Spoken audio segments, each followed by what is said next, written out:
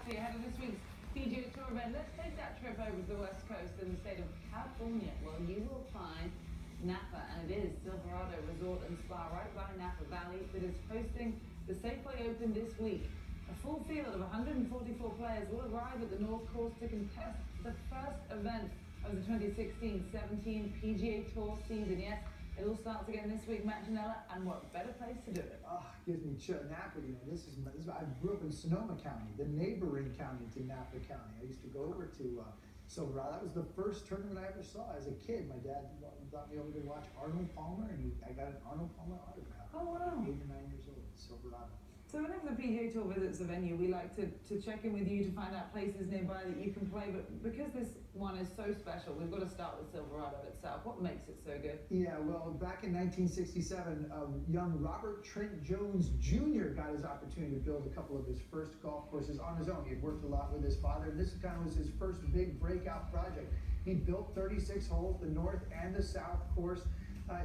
Over the years, it hosted quite a few significant events. A lot of the best in the world had frequented Silverado. Napa being a very popular destination for people who love golf and wine. And then Johnny Miller, UBC's own Johnny Miller, bought this property in 2010 with a couple of partners, guys who started what was Rug Doctor, and they kind of wanted to put a new shine on this place, invested quite a bit of money, and specifically even redid the North Course, which I'll be playing now. And Johnny Miller's goal really was to bring back the best players to this area and showcase a place that he really knows and loves, and that's, to his credit, that's exactly what he's got done. My goodness, is he excited about this week as well? I bet he can't wait for everything to unfold on Thursday. Well, where else can you play if you are in the area? You've chosen to visit Napa in anticipation of Tiger Woods' return this week. Yeah, like I said, we're not going to be playing Silverado this week, but there are a couple good options, and that includes Chardonnay Golf Club. You'll notice a theme to a lot of the names of these courses. They usually are all very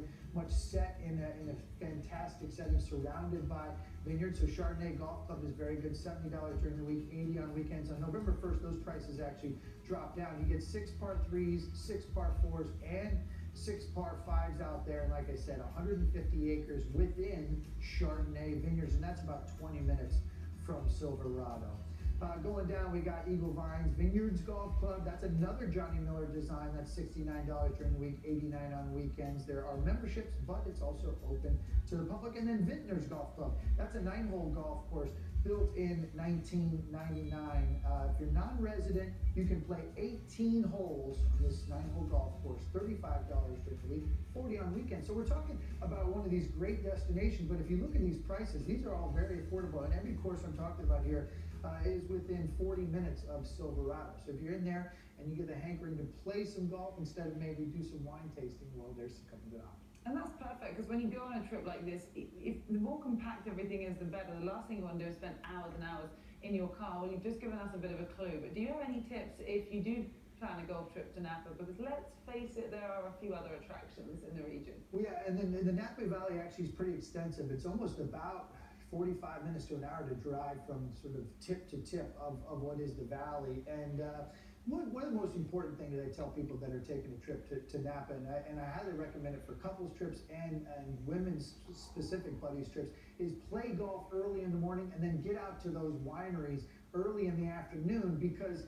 most of the wineries actually close at 5 o'clock. People think, oh, you're going to be wine tasting into the evening. That's not necessarily the case. You're going to be finishing your wine tasting about 5 o'clock. Definitely hire a car to take you from place to place, and only pick about three wineries to get to, because you want to spend enough time to really actually sample each winery. So I say get a car, 3 wineries, and get out there early in the afternoon.